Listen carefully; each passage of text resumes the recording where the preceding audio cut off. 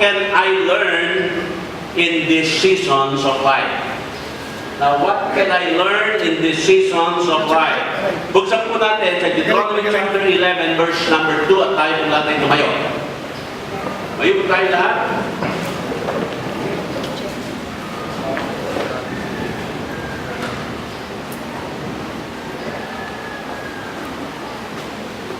Deuteronomy chapter 11.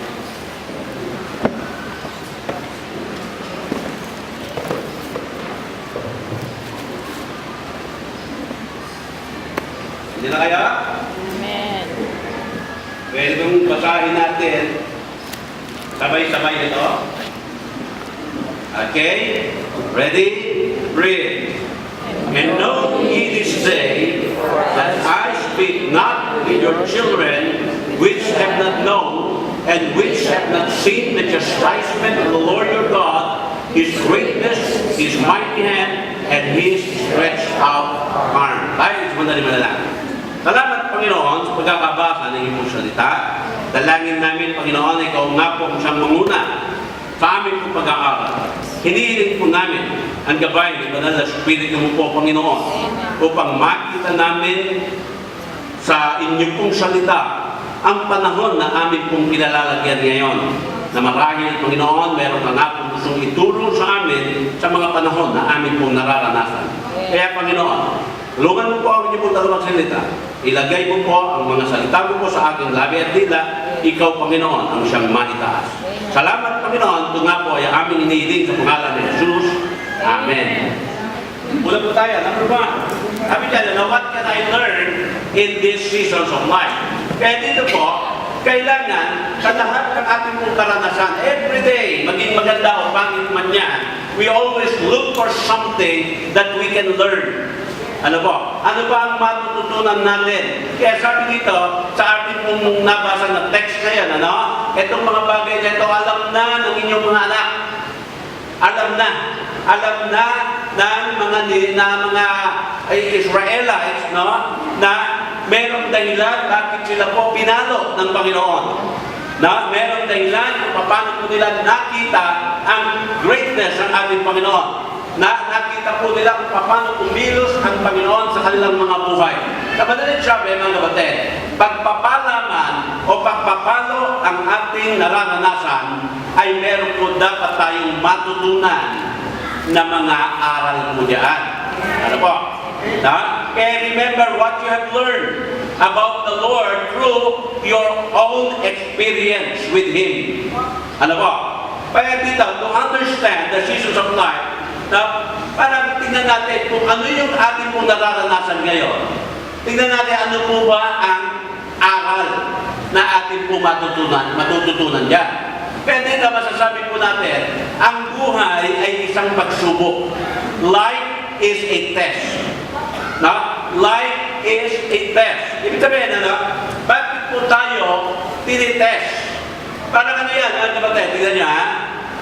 Bakit ba merong mga examination? Siyempre, unang-una, para malaman kung ikay mayroong natutunan. Amen? Na? Doon na kukonfirm kung ikaw ay may natutunan, sigurado, meron kang isasagot sa bawat pagsusulit. Tama? Hindi katulad yung isang bata na nanalangin. Ang sabi niya, Panginoon, nananalangin niya katatapos sa kanya exam Sabi niya, Panginoon, ang dalangin ko po, sana po ang capital ng Philippines ay Pasay City. Kasi yun yung sinagot niya, sa kanya pinanalangin. Na? Pwede kayang mangyari yun? Hindi. Diba? Sapagkat ang capital ng Pilipinas ay Marilao, Bulacan. Di ba mga kapatid? Hindi mo pre. Sabi-sabihin, in every test of life, now, actually God is preparing us for something. Now, God is preparing us for things to come. Sabi po, life is a preparation for eternity. Na sa bawat pagsubok, tayo po ay meron pong pinaghahandaan ng ating Panginoon. Kaya nga yung mga advertisement ng mga sasakyan, Di ba, kung Ford man yan, Toyota man yan, ano po yan, pinapakita ko yung endurance test niya, pinadadaan niya sa mga bundok, sa mga mababato, no, sa mga malulubak. Bakit po? Itinitest nila kung gaano katatag yan eh. Ganyan po eh. Kaya ang buhay po natin, mga kapatid, ano? Ito po ay isang test for eternity. Bakit po?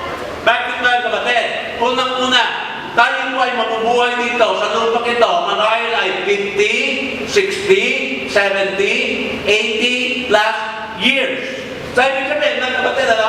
Sa tagal ng buhay mo, sa mundong ito, kailangan ikaw ay inihahanda sa buhay. Amen? Inihahanda ko po, mga kapatid. Bakit? Kasi dito pa lamang, dapat may matutunan na tayo para po, mga kapatid, pagharap natin sa Diyos, alam na natin lahat. Diba?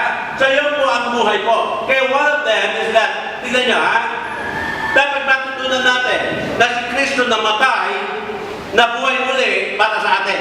Amen. Amen? Alam natin yung gospel message. Eh, paano kung hindi mo alam yan?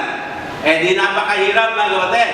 Kaya dito po, no, pinapakita sa atin yung test ng ating buhay. Na bakit ba natin tayo tinitest sa ating buhay? Alam niyo kung bakit? Para ayusin ang ating karakter. Amen. Amen?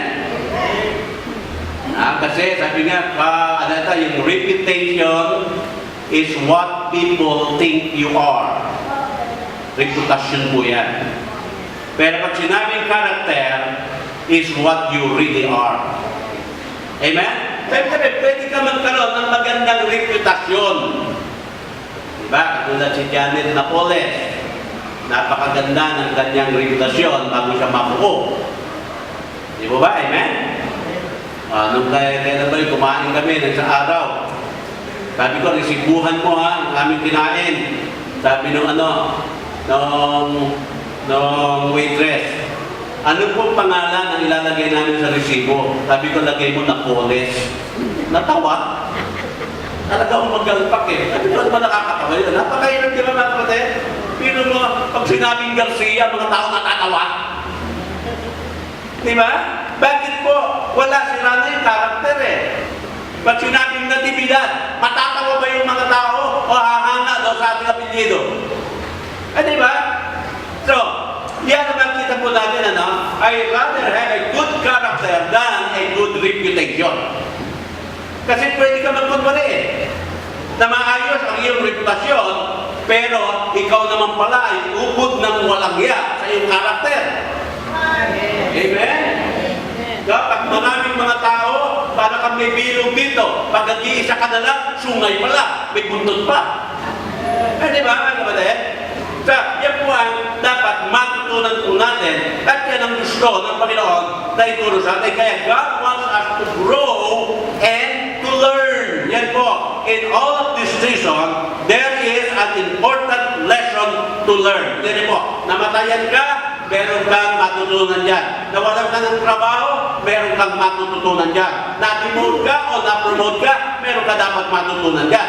No? Dadapa ka sa paglalakad, dapat mga kapatid. Ha? Mayroon ka dapat matutunan dyan. No? Pumasok ka sa isang construction site, nauntog ka, meron ka dapat matutunan. Mahirap mga kapatid, no? Na ikaw'y binigyan ng Panginoon ng pagkakataon na matuto ang nangyayari, hindi ka natututo. No? Imbes na ang sabi mo, Lord, what do you want me to learn? Ang lagi mong sigaw, why is this happening to me? Diba? Mali po, bakit nangyayari sa akin ito? Hindi po dapat ganun ang sigaw natin. Ang dapat sigaw natin, Panginoon, ano ba ang gusto mong ituro sa akin sa karanasan na ito? Diba? Kasi pag sinabi mo, bakit nangyayari ito sa akin? Wala ka nang gusto ano eh. Parang ayaw mong matuto eh. Diba? God never, tingnan niyo pala, ang ating Panginoon, hindi niya po sinasayang ang bawat hinanakit na ating nararanasan. Na He never wastes any season. He always wants you to learn something out of into your life. Yan ang gusto ng Panginoon. Gusto kang matuto. Amen? Kaya nakakaranas tayo ng hirap. Ito niya, mga kapatid. Pag napakabigat ng problema mo, ano ang unang-una mong matututunan pag ikaw ay isang mananampalataya? Manalangin. Wala ka na tatakbuhan eh. Mananalangin ka. Amen? Nung ako po ay nagkaroon ng mabigat na problema, na ang interval ng aking panalangin, segundo lang.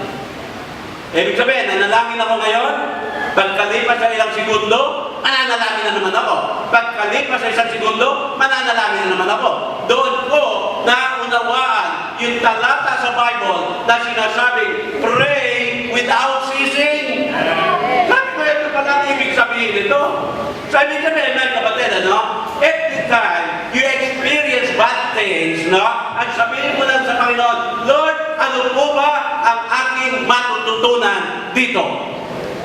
Then now, you're learning. You are learning to pray. And you learn to pray hard. Amen? Kaya po, ang dapat natin makita. Now, He never wastes an experience. Kaya pag meron tayong mga experience na makagawa ng mali, o napakalaking mali, lagi ako sabihin ka, ay, nagkamali ako, palpak talaga ako, talagang, bulaklak ako. Alam niyo yung bulaklak? Ha? Alam niyo yung bulaklak? Bobo ka. Bubo ka eh. Sabi, bobo ako! Ano ganang bulaklak na lang para maganda pakinggan. Di ba? Hindi po mga kapatid, pag ikaw nakagawa ng big mistakes, hindi po yan, sasabihin nyo, nagkamali ako. Ano yan? Education. Amen? Ano ang natutunan ko sa pagkakamali na ito? Kaya education yan. Kaya tingnan niyo po dalawang bagay. Two facts about the school of experience in life. Tingnan niyo po. Pag ikaw ay tumaksak sa isang test, sa school of experience in life, you get to take it over. Umulit ka ulit. Amen? Bumaksak ka eh. Na hindi ka papasa hanggat hindi ka nagre-retake ng test. Tama po yan? Hindi pag bumagsak ka yun, baksak na ako, bababa mo na yung kamay mo, surrender ka na agad. Wala, hindi ka uusad. Paano po pag bumagsak ulit ako? I-take ulit. Paano po pag bumagsak ulit? Iulit ulit. Kahit 300 beses mo na yan gagawin, paulit-ulit ka, huwag mong tigilan hanggat hindi ka umasa. Sabi nga ng isang preacher, si Pastor De Vega, yung salitang quit, di ba? Quit daw tayo ng quit. I quit. Now, I quit. Sabi yan, tundukan nyo na yan kasi puro kayo quit. Hindi, quit na no. Dapat daw period na, hindi na quit. Amen? Kasi pag quit, meron bang karugtungin. Now, I quit. Quit na, may karugtungin. Kaya, tundukan mo na daw dapat yan. Para mawala na yung quit na yan, tundok na yung palit mo. Amen? Kaya in every state na atin mo na-experience, that is an education. Di ba napakaganda yan? What can I learn from this? You have got to use your mind, mga kapatid. So yan. Kaya our end, para magkatita, makikita po natin, success depends on which we use. Yung ating bang ulo o yung ating paa. Amen? Kaya yan po, makikita natin. You got to think and examine and extract at sabihin lagi natin, what does God wants me to learn? Sabi nga dyan, pag bumaksak ka, are you learning to be patient? Dahil kung hindi, then God will put a lot of irritation sa inyo po para matutunan nyo talaga ang tumaba ang pasensya. Amen? Sabi, wala akong pasensya. Nagigyan, di ba? Maiksi lang ang pasensya ko. O sige, lalagyan ka ng Panginoon na napakaraming tao mag-iirita sa'yo. Amen? Until the day you learn. Pangalawa,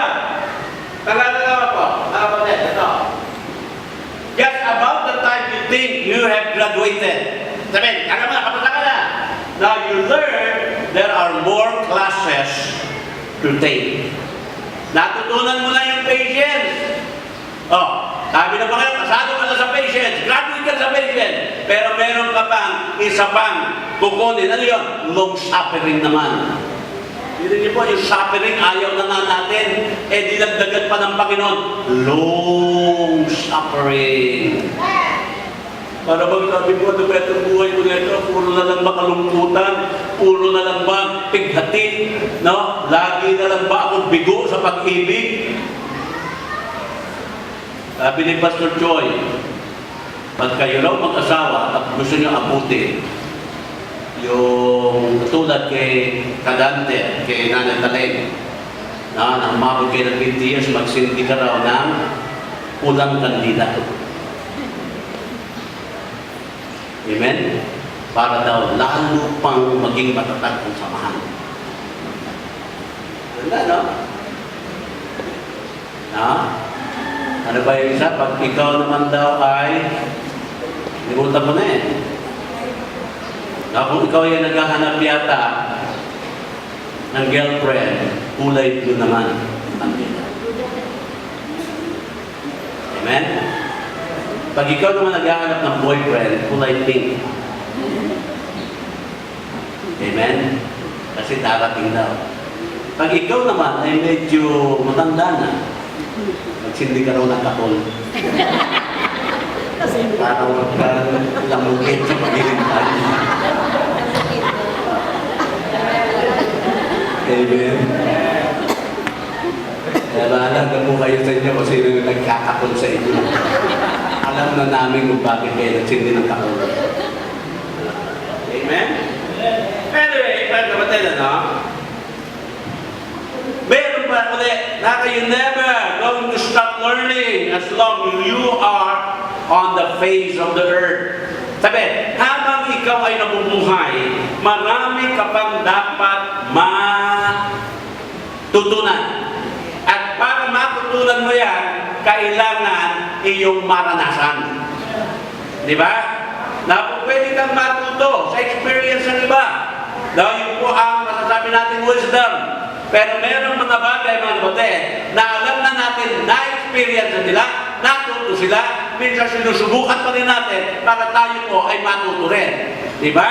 Kaya, yan po, habang tayo nabubuhay, marami pa po. Kaya those who forget the past, tignan niyo po tend to repeat their mistakes.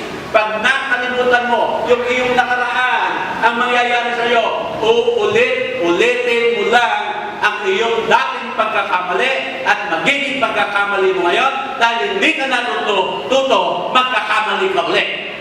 Wala pong katalinuhan po doon, mga kapatid. Na ganyan ang nangyari sa nation Israel na dapat 7 araw lamang sila maglalakad mula po doon sa Goshen, Egypt papuntang Promised Land. Pero dahil nilagay sila ng Panginoon sa sunod-sunod na pagsubok, mga kapatid, nagkamali kayo, ikot pa uli kayo ng isang beses. Nagkamali na naman, hindi natuto, ikot na naman kayo. Inabot ng 40 o 40 years po sila nagpaikot-ikot sa wilderness because they never learned from their mistakes. Amen? Kaya mga kapatid, you don't want to forget the lesson you have learned. Kapag natutunan mo na, huwag mong kalimutan mo yan. Bakit? Sapagkat pag kinalimutan mo yan, kailangan pag-aralan mo ulit. Di ba? Ang mangyayari po sa iyo, if you forget the lesson you learned, then otherwise, you have to relearn the lesson again. Pero ba, pangit na nga yung nakaranasan mo, dapat natuto ka na doon? Kinalimutan mo, ulitin mo ulit.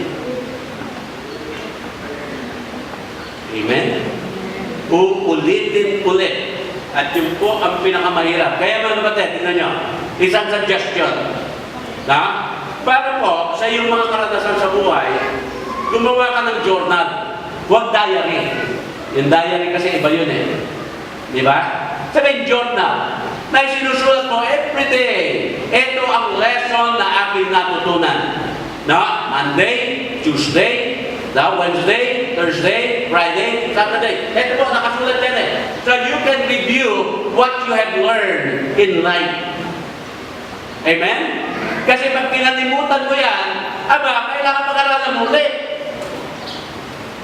Napakahirap, at napakasakit minsan yung ating mga nararanasan. Kaya what does God wants me to learn? Siyempre, a lot of things. 2 Corinthians chapter 1, verse 9. 2 Corinthians chapter 1, verse number 9. Ano sabi niya? That we had the sentence of death in ourselves. That we should not trust in ourselves, but in God, which raiseth the dead. Ano po? Ang gusto ng Panginoon, matutunan natin aral, huwag tayong magtiwala sa ating sarili.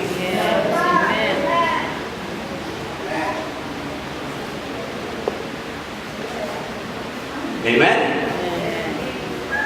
Sabihin, magaling ka, walang problema. Take-on ka lang sa board. Okay yun, praise the Lord. Diba, graduate ka na, ano ba tawag doon sa college, Brother Rene?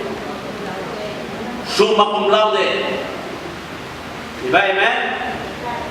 Yung iba talaga ay matalino. Yung iba naman ay matalinaw. Amen? So, okay yun. Pero God will teach you a lesson. Ano yung lesson na yan? Na ikaw ay huwag magtiwala sa iyong sarili, ikaw ay dapat magtiwala lamang sa Diyos. Amen.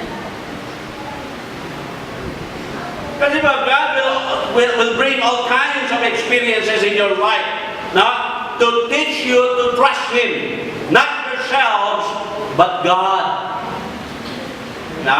Ulitin po natin, meron na isang sinulat yan. You will never know experientially that God is all you need until God is all you've got. Ayun. Tignan niyo po, alam niyo, minsan uubaran talaga tayo ng Panginoon eh. Para malakas ang loob mo dahil marami kang mga material na bagay, ikaw ay, para ang lakas ng loob mo dahil meron kang mga ganitong tinatangkilik. Ang gagawin po ng Panginoon, in order for you to learn the lesson to trust Him, uubaran ka niya, aalisin niya lahat yan, pinagkakatiwalaan mo, na sinasabi mo, eto na lang ang aking pag-asa, eto ang bubuhay sa akin, aalisin lahat yan ng Panginoon, until the time na ma-realize mo that God is all you got. Then you learn. Then will be a time in your life when God is all you got left and everything else has been taken from you. Then you learn He is all you need. Hindi naman sabihin natin, kailangan natin ng pera. Pero man kapatid, kailangan natin ng Diyos. Kailangan natin ang talino. Totoo po yan. Kailangan natin ang Diyos. Di ba?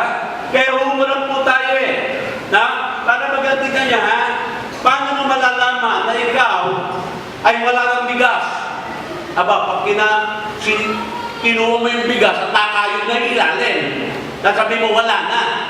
Di ba? Pero mga kapatid, nung medyo puno pa siya wala, hindi talaga alala. Marami pa tayo nasasalok Pero pag medyo, maganda, doon tayo kinakabahan Meron pa kayong kasunod dito, meron pa kayong kasunod dito. Tapos doon tayo natutulong magtiwala sa Kanya Kaya mga kapatid, meron mga pagkakataon, talagang pinaparanas ng Panginoon sa atin yung mga ganong klaseng karanasan para lubos tayong magtiwala sa Kanya. Amen? Number 2. Sabay na po natin what can I enjoy in this season of my life? At yung number 3, what is most important for this season? Tignan niyo po. Sa Ecclesiastes 18, verse number 8, or 11, verse 8. Ayan. But if a man live many years, sabi niya, and rejoice in them all, yet let him remember the days of darkness, For they shall be many. All that cometh is vanity. Ano ba sinasabi po rito sa atin? Sa buhay natin, sabi ko pa sa inyo, no? Hindi naman laging malungkot. Bagamat hindi rin laging masaya. Amen? Bakit ka mamumuhay ng malungkot na buhay kung pwede ka naman maging masaya? Di ba? Paano yung halimbawa na magiging malungkot ang iyong buhay? Yung alam mong problema, pinapasok mo pa, magiging malungkot nga ang resulta niya. Di ba? Alam mong mali, isigi ka pa, di magiging malungkot nga ang buhay niya. Di ba? Sa malilit sabi, mga kapatid, gusto ng Panginoon, tayo po'y mabuhay ng maayos, masaya. No? Kaya tayo ngayon ay ini-educate niya po kung paano tayo huwag makagawa ng isang maling desisyon sa ating buhay para tayo po'y maging masaya. Sa malilit sabi po, tingnan natin, ano ba ang pwede natin ma-enjoy sa buhay na ito? O sa panahon natin, we can enjoy serving the Lord, then let us serve the Lord. Amen? Hindi yung tayo po'y mamumuhay ng isang buhay na malayo sa Diyos. Malungkot po yun. Meron mga tao ngayon, kung sinabi, ay, Bible, science lang yan eh. Ay, Bible, mahirap unawain yan eh. Maglingkod sa Diyos, naku, para sa mga taong hindi nagkakasala yan eh. Nagkakaroon sila ng maling konsepto po. Pero ito, lagi ko sinasabi, ang aming simbahan ay hindi po mga banal ang dumadalo dyan o miyembro namin. Ang lahat ng miyembro namin sa Bible Baptist Church ng Marilao ay pawang mga makasalanan. Hindi po kami banal. Kaya wag po kami tignan na anghel na parang hindi nagkakamali. Nagkakamali din kami. Diba yan? Bagamat kami makasalanan, pero kami din yung makasalanan na pinatawad ng Diyos. Kami po hindi mga banal, pero kami ay pinaging banal ng Panginoon Diyos. At sa biyaya ng Diyos, kami ay namumuhay ng klase ng buhay na ayon sa gusto ng Diyos. Minsan kasi nangyayari sa atin, ang klase ng buhay na ginagawa natin, yung gusto natin. Kaya tayo sumasablay. Pero kung yung gusto ng Diyos, ang ating pong sinusunod, doon tayo nagiging magpapala. Pero sabihin, we can enjoy this life. Diba? Pag ikaw'y nabigo sa pag-ibig, ma-enjoy mo pa rin ang buhay. Baka naman hindi talaga yun ang para sa'yo. Baka ang Panginoon naman may inihanda pang mas maayos. Parang ayaw mo. Pero ako narinig sa radyo, sabi ganun. Pag ikaw daw ay nagmahal sa dalawa, at pinagpili ka kung sino ang gusto mo raw mapakasawa, piliin mo raw yung pangalawa.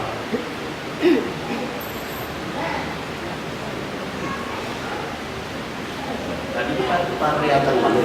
Dapat yung una. Nagbigay ng paliwanag. Sabi kaya yung pangalawa ang pipiliin mo kasi tiyak mas mahal mo yung pangalawa. Dahil kung mahal mo yung una, hindi na nagkaroon ng pangalawa. Ayos ba yung kadante? Hindi na lang, talagang kakaling lang Sabi nga ng isa, pag ikaw'y nag-asawa, dapat dunin. Kasi kung magyo daw o kumangin, sa'yo pa rin nakatingin. Amen? So you enjoy life, mga kapatid. Yan ang sinasabi ng ating Panginoon. Di ba? Pwede naman tayong maging masaya na wala kang pera. Yung mga iba parang ayaw Alam niyo ba, ang taong maraming pera, nagiging miserable pa. Di ba? Kung yung bahay mo wala mo nalalakawin, paglabas mo, tatali mo lang ng alambre, nakalak na yun Lalo ka ng araw sa katero. Katero. Ang bahay niya, kubo pa lang eh. Sabi ko, Katero, ate tayo sa church. Sige, sige, sunod ako. Lalabas yan. Gagano niya yung kubo niya. Tatalian ng 2 ikot lang ng alambre. Nasa church lang. Tapos yung anak, mga kapatid, talagang pinalad, nakapagpatayo ng magandang bahay. Talagang lahat po yata ng mga grills nilagay na eh. Na pag ikay kakatuktukan, magtitimbre, meron ng mga, ano tawag yan, yung mga intercom. Sino ba yan? Si Pastor po, pag niyaya mo na, Katerong, atin po tayo ng church. Sabi niya, naku, Pastor, saka na, walang tao dito sa bahay. Sabi ko, pera kay Katerong, nilagyan rin na nga ng purong grills yan. Kaya hindi nyo maiwan. Samantalang nung bahay niya, kubo pa lamang. Tinataalin nyo lang ng alambre. Amen? So, ano mas masayang buhay doon? Ayun, kapatid, tingnan niya, gumawa ka ng isang bagay para magkaroon ka ng security. Dahil matibay na bahay, maayos na bahay. Ano nangyayari? Ikaw ang nagsisecure ng iyong bahay. Hindi ko naman sinasabi mo gano'n magtayan yung mga bahay nyo. The point is, mga kapatid, we can enjoy life even though we only have yung less things than other. Yung mga ibang mas marami sila sa ating konti lang. Aba, magiging masaya din po tayo. Amen? Yan po sa seasons of life, ganyan po ang ating mararanasan. Merong mga kalungkutan, bakit ka mag-concentrate sa kalungkutan? Meron namang mga masayang karanasan. Di yun ako yung lagi, di ba? Alalahanin. Hindi yung puro kalungkutan, tapos na yun eh. Amen? Kaya, tignan po rin natin sa mga ito, what is important for this season? Yan ang tignan nyo po. Ano ba ang mahalaga sa'yo? Trabaho, pamilya. Ano ba ang mahalaga sa'yo? Kaibigan, kakilala. Ano ba ang mahalaga sa'yo? Ikaw o ang church? So, tignan mo po, kailangan ma-define mo what is really important to you. Diba? Mahalaga ba ang asawa mo sa'yo? Mahalaga ba ang anak mo sa'yo? Mahalaga ba? Tignan niyo po, ano ba talaga ang mas mahalaga? Sabi nga, sa bawat tahanan daw, pag sinabi natin love, ang spelling daw nila ng love ay T-I-M-E. Pag sinabi, i-spell mo nga ang time, sasabihin nila L-O-V-E. So, ibig sabihin, pag sinabi mo, I love my family, then we should spend time with our family. Alam niyo mga kapatid? Darating ang araw, bubukod na yung ating mga anak. Amen? At yung oras nila sa atin, medyo padalaw-dalaw na lang yan. Diba? So dapat, habang nasa atin pa, medyo we spend time. Sabi nga sa inyo, nung maliliit yung aking mga anak, doon sa isang kamang matrimonial bed, doon lahat kami natutulog sa isang kama. Lagi ako sa paanan. Kaya pag may nanaginip na sumisipa, laglag ako. Ganun po yan. Nag-i-enjoy po ako sa ganun. Ang toothbrush po namin, isa lang. Nabiro po yan. Kasi yung mga anak ko naman, kung may service lang na toothbrush natin yan. May service lang, kung walang service, walang toothbrush. Di ba? Kasi ini-enjoy ko eh. Sabi ni Mami na lumabas yung tambal, akin na yung isa. Sabi ko, Mami, amin po ito. Gusto niya alagaan, siyempre gusto niya rin kami tulungan. Ano po? Pero sabi ko, binigay ng Panginoon ito, itataguyod po ito. So, gano'n. Ano po, hanggat may ginamit ang Panginoon ng mga mag-supply ng mga gatas sila. Naalala ko si Mrs. Ebert no, nagbigay po ng tuwing mauubos yung gatas sila. Meron kami 1 kilo lagi dyan. Meron pang kasama mga bote yan na imported. Na yung tupon, tapos yung pinakalalagyan ng gatas, i-disposable ng plastic. Noon lang ako nakakita doon. Sabi, what you really enjoy, what is important to you, then God will supply all your needs. Tingnan niyo po, ano ba ang importante talaga? Diba? Kaya yung mga OFW po natin, encourage po kayo, no? Pag medyo talagang tama na, tumigil na kayo. Samahan niyo naman na yun yung mga pamilya. Amen. Amen? Ganun lang po yan eh. Oh. Kaya habang single kayo, gusto niyo mag-abroad na kayo. Pag kayo nag-asawa na, tigil na. Amen? Amen. At tignan niyo yung mga kabataan natin. Ito pong sila Mark, sila Grace. Palagay niyo kung wala sa church yan. Ano mangyayari? Yung mga ibang mga magulang natin na mga OFW, na yung lang yung pamilya naririto sa atin. Na ibig sabihin, kahit papano, spiritually, talaga sila po yung nababantayan. Di ba? Bakit po? Kasi sa survey po ngayon, na ang 15 o 14 hanggang 20 years old na teenager po, ayon sa survey, ay nakaranas na po ng sexual intercourse. Amen? Bakit po? Wala kasi na yung absentee parents, yan ang nangyayari. Amen? Oh. Pero dito po sa church, ating nababantayan. Kaya nga meron tayong mga purity ring dito na we promise God that we will remain pure. Amen? Bakit po? Importante sa atin ang bawat membro ng church na ito. Ako po bilang pastor niyo po, mga kapatid, importante lahat kayo sa akin. Na? Yung mga kabataan natin, ginagawa ko po lahat ng aking magagawa na para huwag kayong maligaw ng landas. Yes. Kaya pag meron po na involved na premarital sex, hindi mo nagpapinapalo mo po dito. Gusto niyo ba mapalo kayo? Hindi lang young people, pati adult. Amen? Halimbawa si Tatay Peter, Tatay Peter. Pag ikaw may chicks, nahuli ka, patay ka dito. Di ba? Bakit po mga kapatid? Kasi we are important to God. Ha? Tingnan niyo po ha, minsan hindi natin naunawaan kung ano yung importante. Para ba lagi natin sinasabi, ay, mahaba pa naman yung oras, saka ko na lang gagawin yan. May oras pa naman, may oras pa naman. Mga kapatid, pag may oras ka pa naman, may oras ka pa naman, ang iyong sinasabi, mamumulat at mamumulaga ka na, aba, wala na palang oras. Sabi sabihin, no? Yung malit kaisipan na ito, na may oras, hindi po mga kapatid. Kung ano ang pwede mong gawin ngayon, gawin mo na ngayon. Pag pinagpabukas mo kaya, mauubusan ka. Amen? Na? Ano ba po, yung isang maling kaisipan? Na nasabi, ito importante sa akin, na siguro pag nakamtan ko na lahat ng aking kailangan, masaya na ako. Ang tanong, ano ba lahat na kailangan mo? May kailangan mo ngayon, pag nasa iyo na bukas, may kailangan mo ulit. Pag nakuha mo na ulit yung kailangan mo, bukas, sa susunod na araw, meron ka naman kailangan eh. Sa Balalit sabi, mali po yung kaisipan, na pag ako, nakuha ko na lahat yan mga yan, eh siguro i-contento na ako, siguro i-titigil na ako. Hindi pa rin. Amen?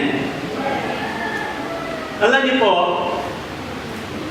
at sinabi natin, time is life, time is love. Now, pag sinabi po natin, life is short, aba, ano sabi tingnan niyo dito sa James chapter 4, verse number 14. Whereas you know not what shall be on the morrow. For what is your life? It is even a vapor that appeareth for a little time, and then vanisheth away. Ano sabi niya? Life is short. Maiksi po buhay. At hindi natin alam kung ano mangyayari bukas. So huwag mong pagsabi, hindi bukas na lang, sa makalawa na lang. Hindi po. Para lang daw tayong hamog. Na ito'y nandiyan dyan, pagdakay, nawawala, nag-evaporate na. Ito si Dennis, nag-training. Pagkatapos ng training, umatin ng church. hinahanap si Brother Alan. Nasaan ba si Brother Alan? Hindi niya alam. Patay na. Ilang mo niya training? 3? Oh. Diba? Kalaan niyo bang gano'n? Ganun po ang buhay eh. Amen? Minsan yung inaabangan mo mamatay, buhay pa eh. Amen? Buhay pa inaabangan mo kayo, mamatay ito. Buhay pa rin eh. Pero hindi mo akalain mamamatay, hindi mamatay. Sabihin, ano? Ang buhay natin maiksi lang eh. Kung maiksi ang buhay, paano mo gagamitin yan? Diba? Yaan ba ay papabuhin mo ba, mga kapatid? O yaan ay gagamitin mo para maluwalhati ang ating Panginoon? At tingnan niyo po dito sa Ecclesiastes chapter 3 verse number 1. Ecclesiastes. To everything, yun ba? There is a season, a time to every purpose under heaven. Sabihin na may kanya-kanyang panahon. At ang bawat panahon may purpose. Sabihin, kung ang buhay natin, panahon na ikay masaya ngayon, bukas ay panahon na ikay malungkot, kahit anong panahon ka naroon, may purpose ang Panginoon yan. Sabihin, hindi aksidente. Hindi aksidente nung ikay nalugi sa iyong negosyo. Hindi aksidente nung ikaw ay, ano po, naranasan mo yung bagay na sabi mo ang pangit, hindi aksidente yan. Ang gusto ng Panginoon, ano ba ang makukuha mo dyan? May purpose ako dyan. Amen? So yan ang makita po natin, mga kapatid. Now, para baga you can build a great career. You can build, sabihin natin yung malaking ministeryo. Pwede ka rin magtayo, mga kapatid, ng malaking negosyo. Pero tignan mo muna, ano ba ang mas importante doon sa iyong mga hinahanap na yan? Amen? Philippians 4:11. Philippians 4:11. Ang punto na lang, tapos tatapusin ko na po. Not that I speak in respect of one. For I have learned, sabi niyo po, in whatsoever state I am, therewith to be content. Amen? Sabi niyo po, natutunan ko na kahit sa anong klaseng kalagayan ang naranasan ko, natutunan ko makontento. Yes. Amen. Kontento tayo, mga kapatid. Kapag ikay panitkatiwalaan ng Panginoon ng maliit na bagay, then you enjoy it at maging matapat ka sa Kanya. At hintayin mo na ikaw ay itaas ng Panginoon. Kasi kung sa maliit na bagay, hindi ka niya pwede pagkatiwalaan, di lalo pa sa malaking bagay. Kumita ka lang ng kaunti, hindi ka na nakita sa church. Brother Aris, ang tumawa sa aras, tumawag. Sabi ko, kala ko emergency. Ako, ano kaya nangyari dito? Bakit biglang tumawag ito? Sabi ko, bakit? Ano nangyari? May nangyari ba? Di po, basta babalita ko na sa iyo. Na-increasean po ako. Amen. Muntik na ako ma-heart attack sa puso eh. Di ba? Nakakatuwa mga kapatid because God is promoting you. Kontento na siya daw sa nauna, ayaw pinagkatiwalaan ng Panginoon, dinagdagan pa. Di ba, amen? Hindi yung mga kapatid, nakakaunti nga lang yung nasa iyo, ano ba nangyari? Parang ikaw pa, ay ano? Nakalimot ka na kaagad sa Diyos. Huwag ganun. Amen? Pang-apat, tuloy. How can I help others in these seasons of life? Yan po yung ating team. Sabihin, whatever experience you experience in your seasons of life, because you learn, natuto ka. Ibig sabihin, yung natutunan mo yun, pwede mong tulungan yung mga tao na nakaka-experience din nung iyong na-experience. Di ba? Tingnan niyo po sa Ephesians chapter 2 verse 10.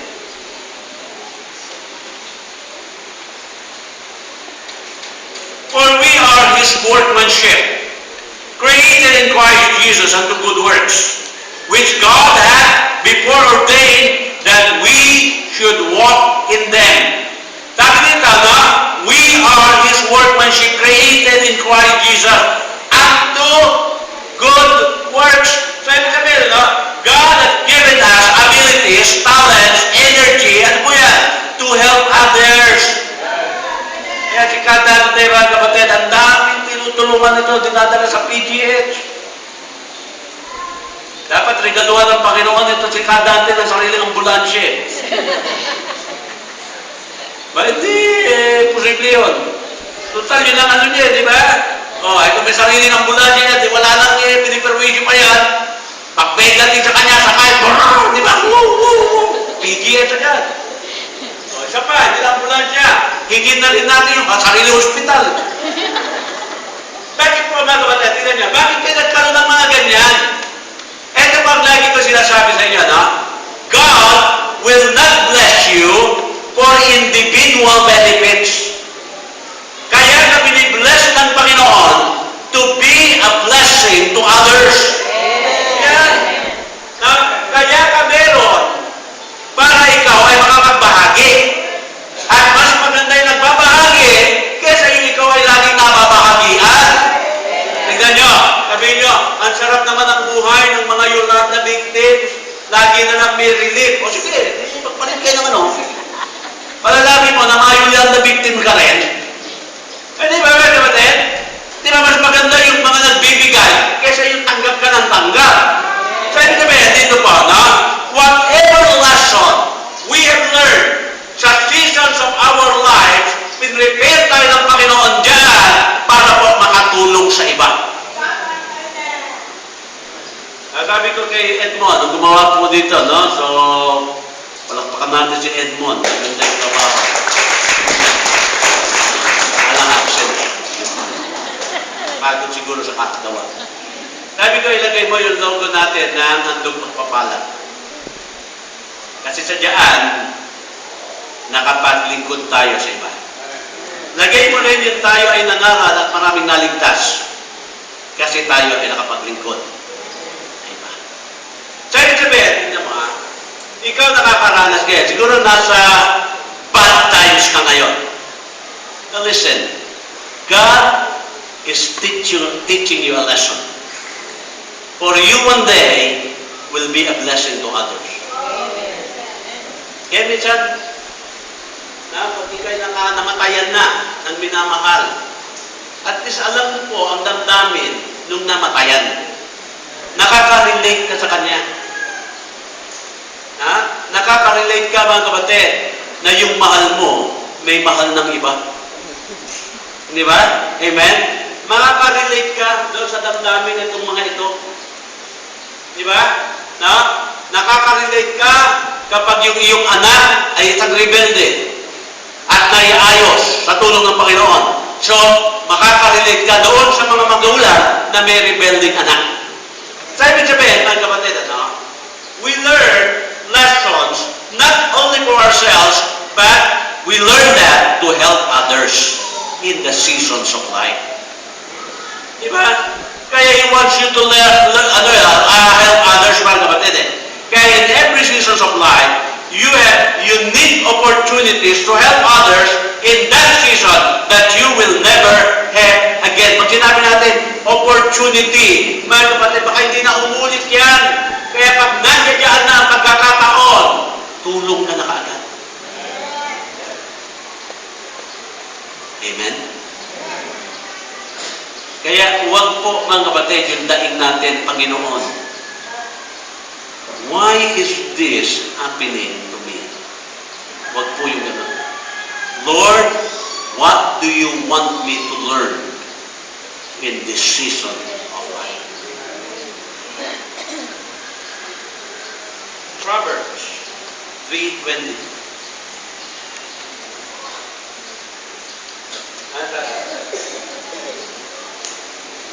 So shall they be light unto thy soul, and grace to thy neck. Sabihin, magiging modelo ka. Na nasasabing kung siya napagtagumpayan niya yung problemang iyon, kaya ko rin yan. Ha? Kaya mga kapatid, alam niyo po, most people are miserable in life because of two reasons. Ano po yan? They spend all their times regretting the past and all their time worrying about the future. So they spend the present procrastinating today, and they never get anything done. Ha? Isip tayo ng isip ng ating nakaraan. Ha? Na para bagang nag-worry naman tayo sa ating panghinaharap. So, ang nangyayari, paliban tayo ng paliban. At pag tayo po ay laging nagpapaliban, hindi tayo makakarating saan man. Ako niyo po, yung parang naglalakad ka, eto, no? Naglalakad ka, hindi kami nasa likod. Lakad ka ng lakad. Yung nga lang, natatakot ka rin. Kasi, baka mahulog ka. So, sa hukay. Bakit ka natatakot mahulog sa hukay? Kasi hindi ka nga nakatingin sa iyong harapan eh. Ang lagi mo tinitingnan yung nasa likuran mo eh. Amen?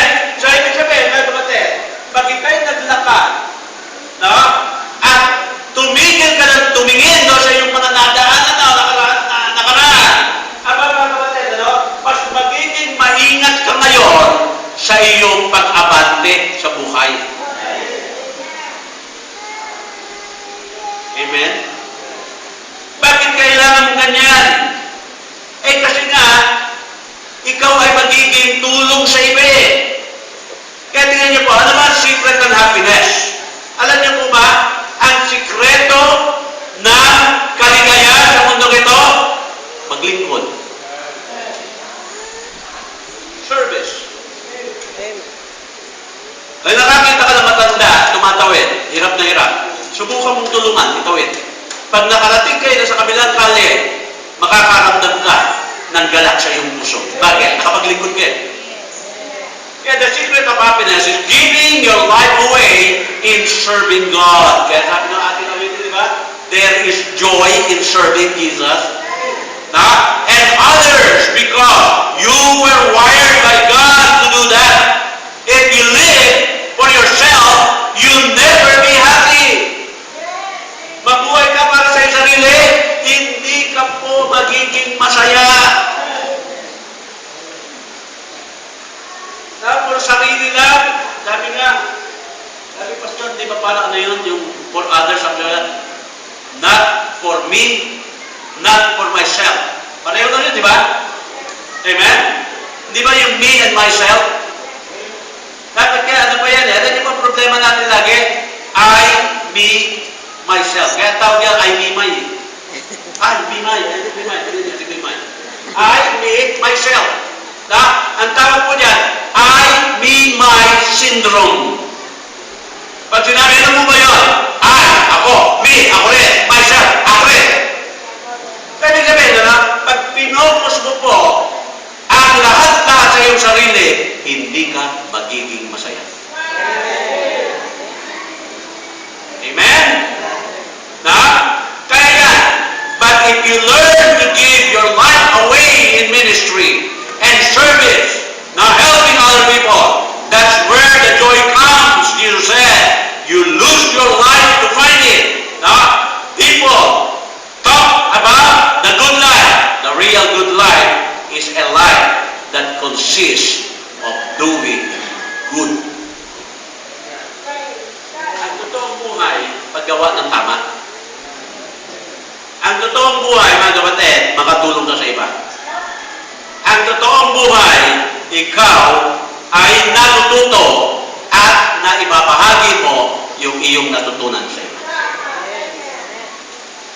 Amen? Nauunawaan niyo na po ba ang seasons of life? Ngayon, masaya kayo. Bukas, lulubog kayo. Ngayon, lahat ng kailangan nyo ay naisupply. Bukas, mga kailangan mo. Sa ibig sabihin ng kapatid, tingnan niyo po. Malakas tayo ngayon. Bukas, hindi ka na makakaakyat ng hagdan. Amen? Noon, kaya ko pong tumakbo ng 100 meters. Lumalaban po ako ng 100 meter dash. Ngayon, 1 meter na lang po. Seasons of life. Diba? Kaya na meron tayong salita lagi, tumatanda ka ng paurong. Tumatanda kang walang natutunan. Di ba napakapangit nun? Na, yung pagtanda, totoo yun. Pero huwag tayong papayag na paurong. Amen? Pagkamat merong mga matatanda, bumabalik sa pagkabata. Nung ikay bata, nakadayaper. Pagtanda mo, nakadayaper ka lang. Diba? Pero dapat pagdating po na yun, meron tayong natutunan, meron tayong naibahagi. Tayo po natin.